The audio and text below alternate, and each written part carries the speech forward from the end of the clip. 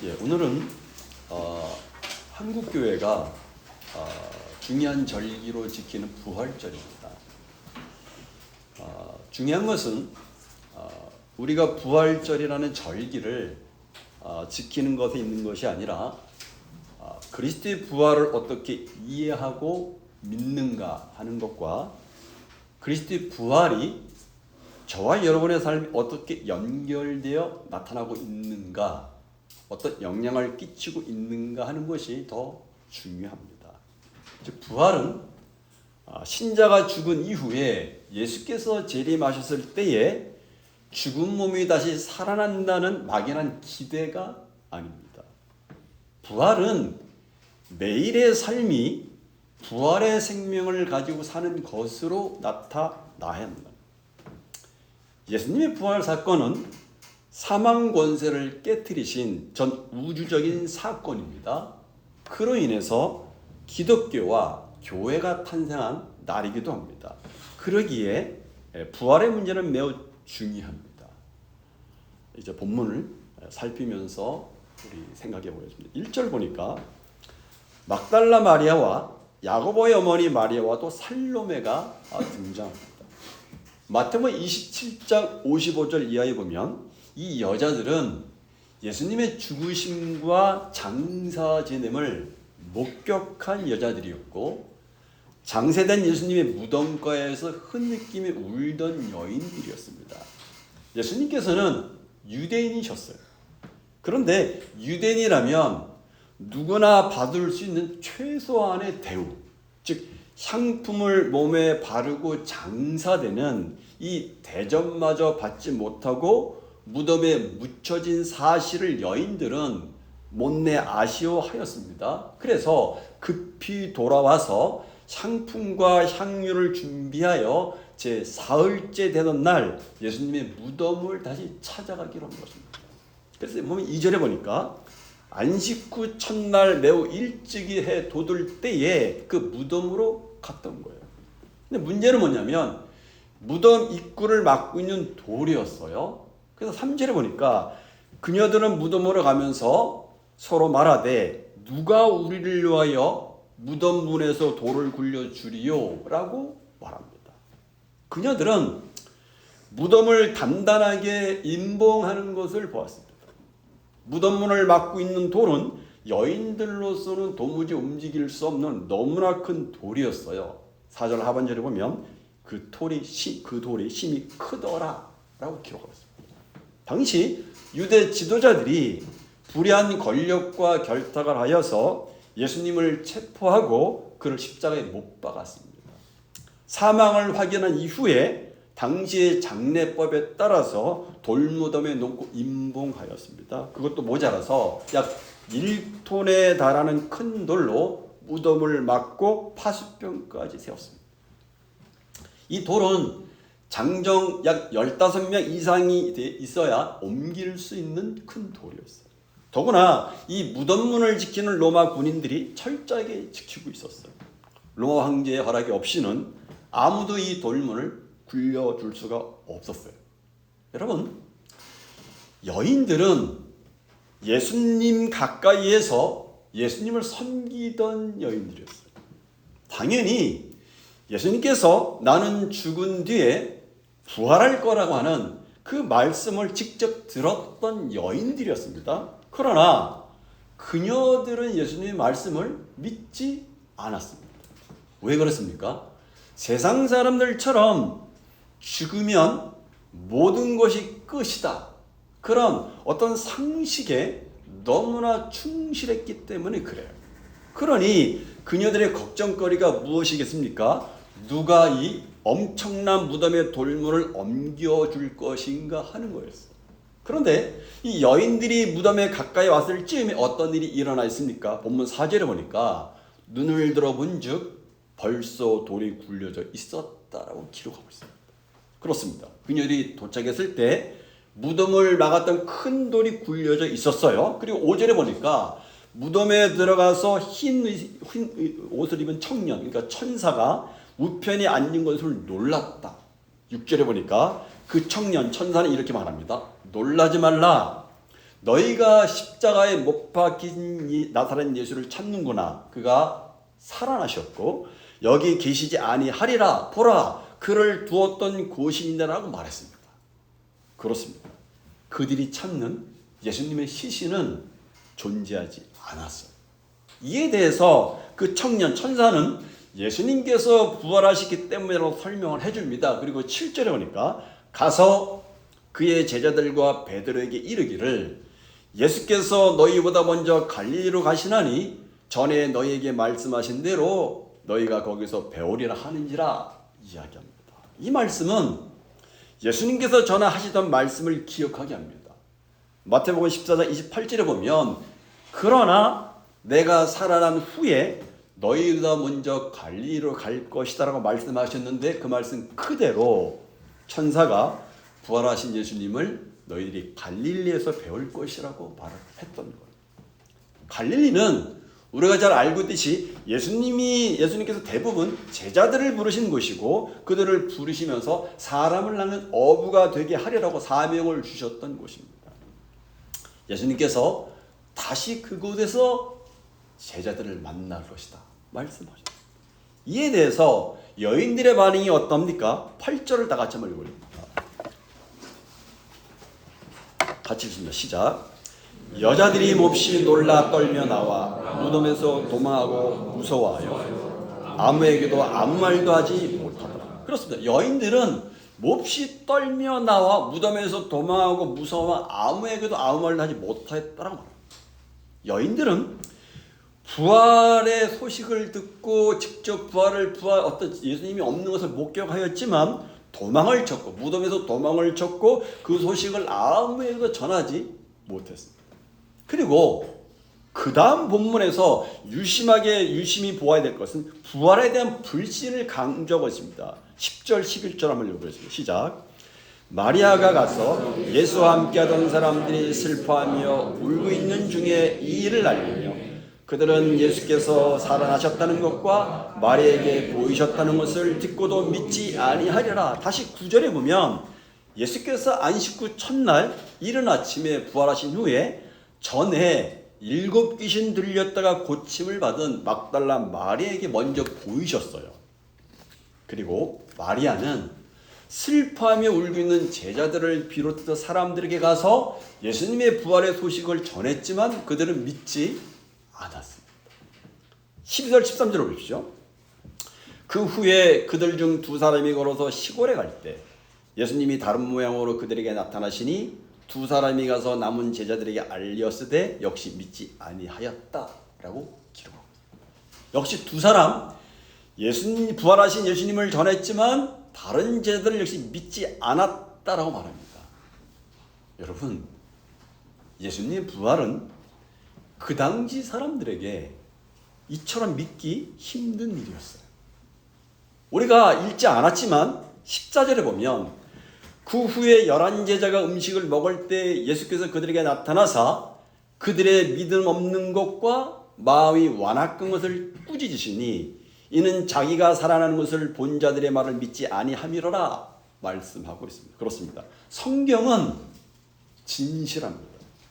제자들이 믿지 않은 것은 믿음도 없고 마음이 완악했기 때문이라고 말합니다. 예수님의 제자들마다 부활을 믿지 못했어요.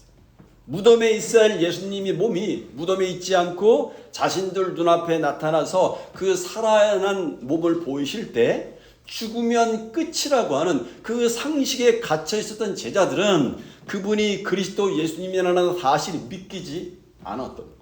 이처럼 상식적으로 도저히 안 믿어지고 안 받아들여지는 것이 부활입니다. 그러나 여러분, 신약 성경에는 이 부활에 대한 언급이 104회나 언급되고 있습니다. 사도행전에 나오는 모든 사도들의 설교에서 부활이 빠진 설교는 없습니다. 아니, 부활이 가장 심오하고 탁월한 부분을 설교에서 차지하고 있습니다. 사실 주님께서 부활을 믿지 못하는 제자들과 사람들에 나타나신 이유는 불신앙 가운데 있는 제자들과 사람들에게 부활의 신앙의 믿음을 주시고 다시금 그리스도인 예수께서 부활하신 그 복음을 전할 자로 세우기 위해서 사실은 나타내 보이셨던 것입니다. 그래서 고린도서 15장 4절 이하에 보니까 이처럼 부활하신 예수님이 자신이 다시 살아나셨음을 게바에게 보이시고 후에 12제자에게와 그 후에 500여 형제에게 일시에 보이심으로 부활하신 예수님을 그들이 목격하였다고 분명히 말씀합니다.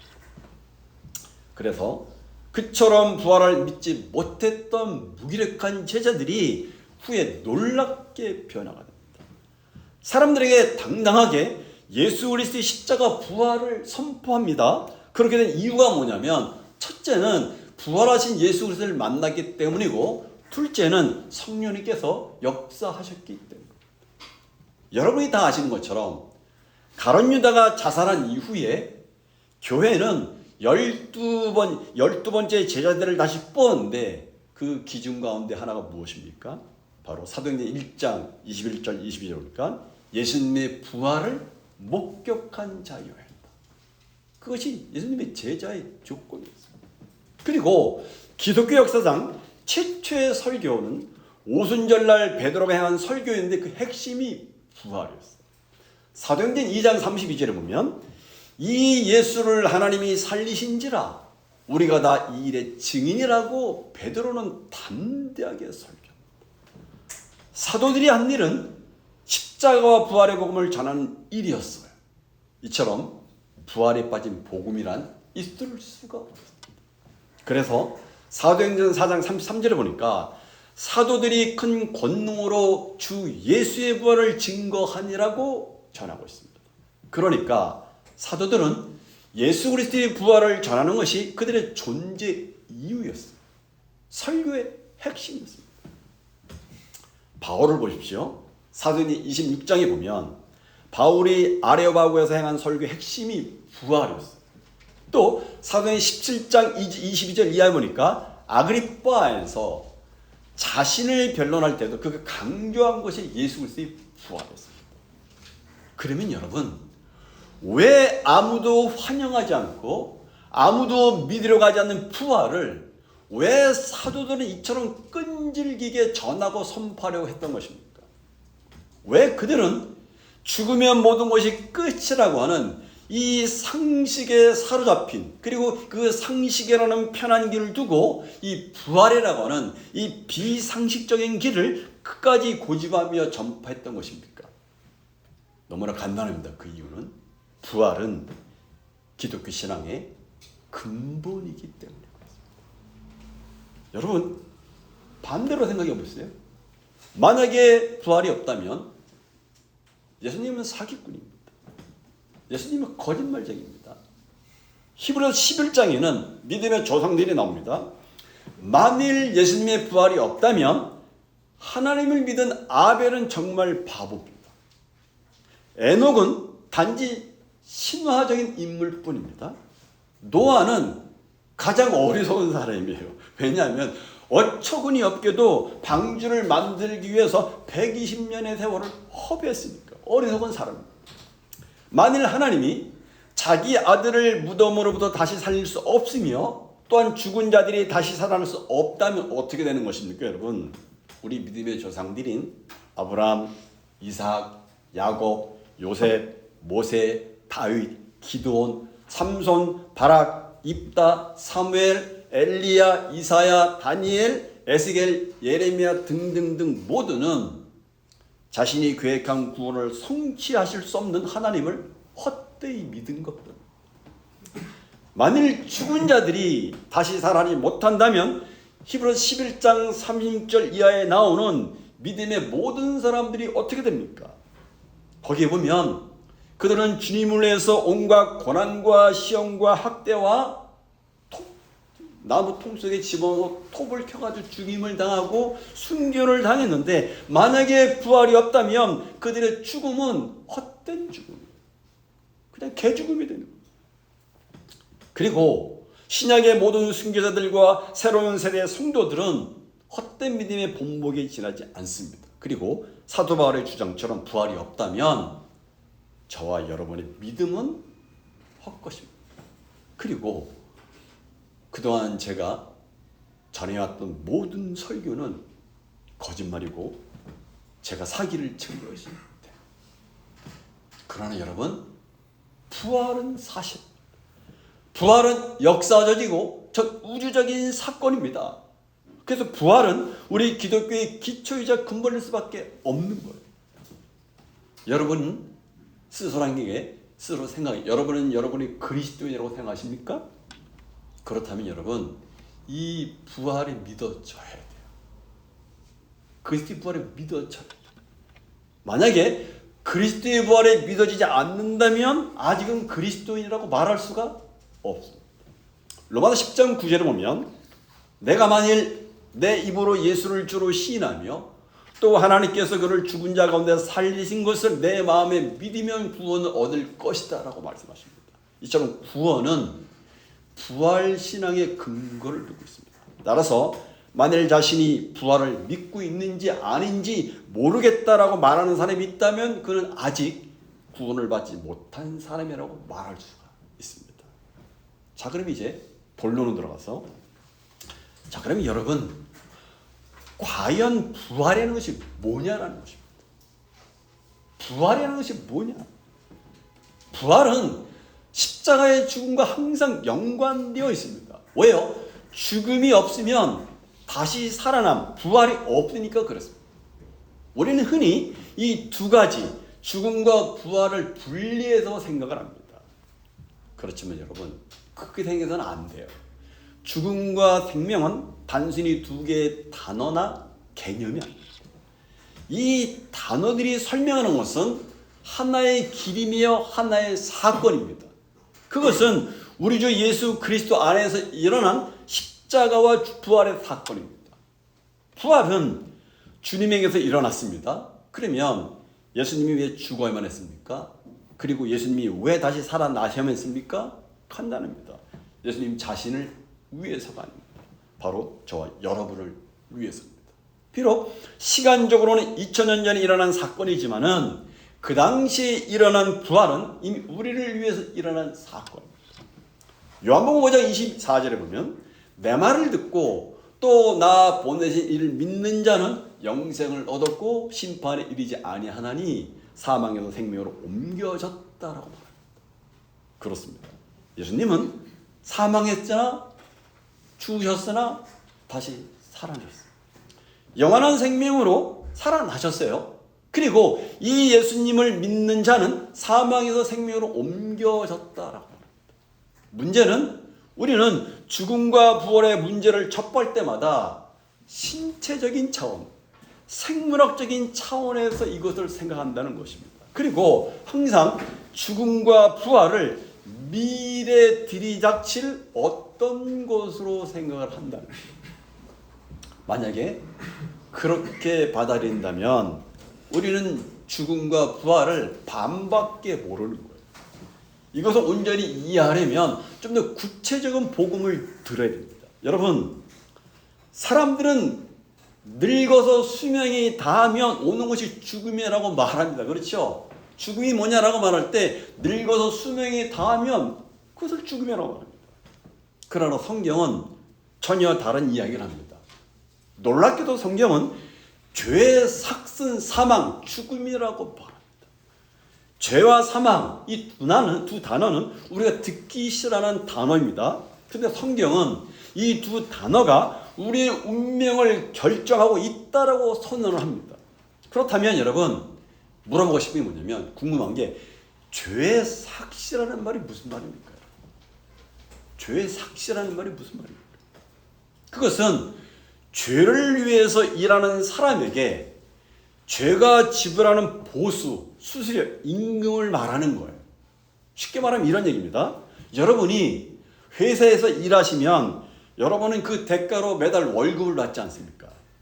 마찬가지로 성경은 우리가 죄의 대가로 받는 최종의 수수료, 임금의 합이 바로 죽음이라고 말하는 거예요. 사망이라고 말하는 거예요. 그 이상도 그 이하도 아닌 죽음이라고 말해요.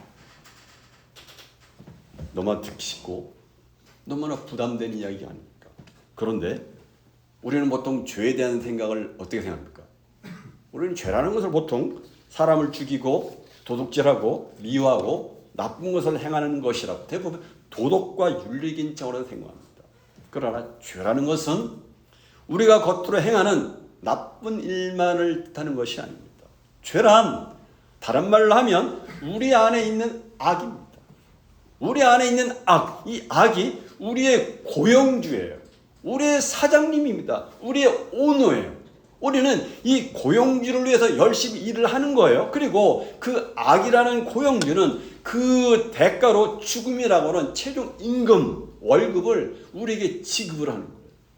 그러면 죄가 우리에게 지불한 대가인 죽음은 무엇을 말하는 겁니까?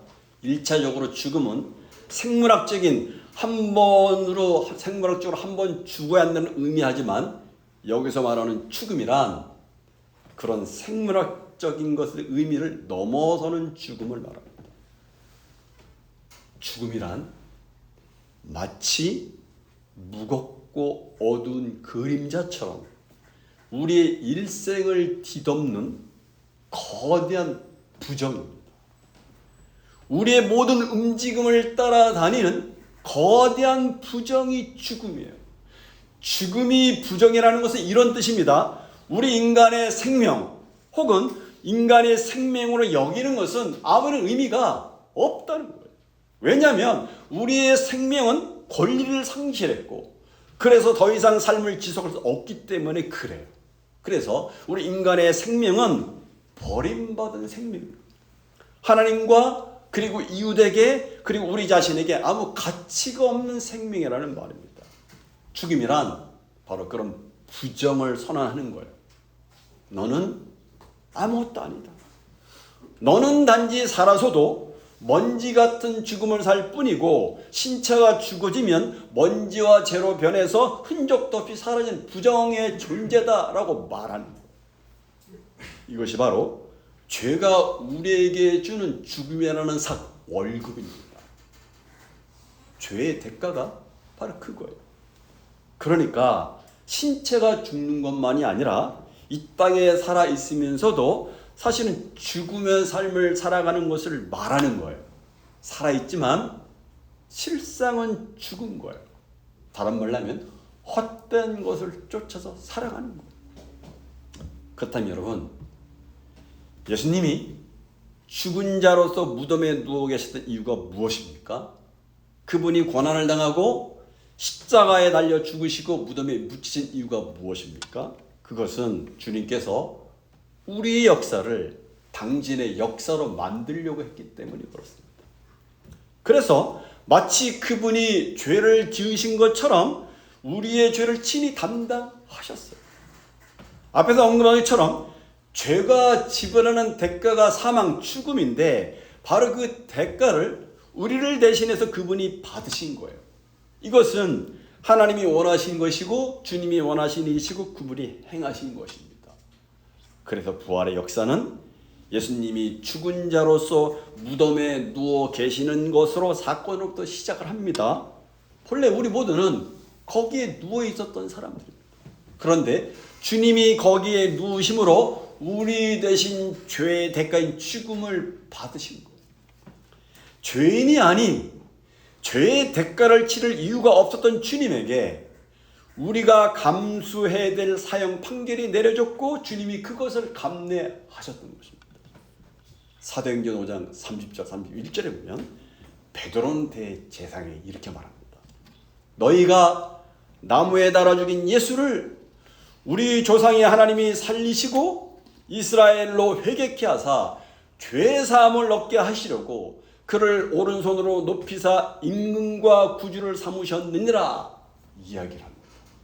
근데 여러분, 여기서 임금과 구주를 삼으셨다라고 말할 때 여기에 쓰인 임금이라는 단어가 헬라어로 아르케고스라는 단어입니다. 이 말의 의미는 선두주자, 개척자 그런 뜻입니다. 이거를 이해하면 그 당시 문화 배경을 좀 봐야 돼요. 당시에는 배 안에서 가장 수영을 잘하는 사람을 아르케고스라고 불렀습니다. 배가 해변에 거의 이르렀을 때 거친 물결과 파도를 만나서 배가 안전하게 정박하기가 어려울 경우에 그 아르케고스, 수영을 잘하는 아르케고스는 밧줄을 자기 허리에 메고 물에 뛰어들어서 거친 물결을 헤치고 헤엄쳐 가서 해변에 도착합니다. 그런 다음에 그 밧줄을 바위나 나무에 붙들어 맵니다. 그런 후에 나머지 배 탄 사람들이 그 밧줄을 붙잡고 무사히 해변에 육지까지 이룰 수가 있었던 거예요. 예수님은 우리의 임금, 즉 아르케고스입니다. 우리는 범죄함으로 하나님과 원수가 되었습니다. 당연히 우리는 험한 풍랑 속에서 언제 자초될지 모르는 삶을 유지하며 살아왔습니다. 아무런 방법이 없어요. 대안이 없어요. 이 죽음의 문제를 해결할 대안이 없습니다. 그때 그 험한 물속에 밧줄을 가지고 뛰어든 분이 있었습니다. 그분의 손에는 생명의 줄이 들러져 있었어요. 그것은 원수되었던 하나님과의 화합선이었습니다. 연결선이었어요. 그런데 주님은 바위에 나무에 생명의 밧줄을 거는 대가로 자신의 목숨을 기꺼이 내어 주셨어요. 우리는 그저 바라볼 수밖에 없었고 아무 말도 할 수가 없었습니다. 그리고 주님이 연결해 놓으신 그 생명의 밧줄을 잡고 우리는 살아날 수가 있었다. 다시 하나님의 품으로 돌아올 수가 있었어요. 예수님이 바로 우리의 아르케고스.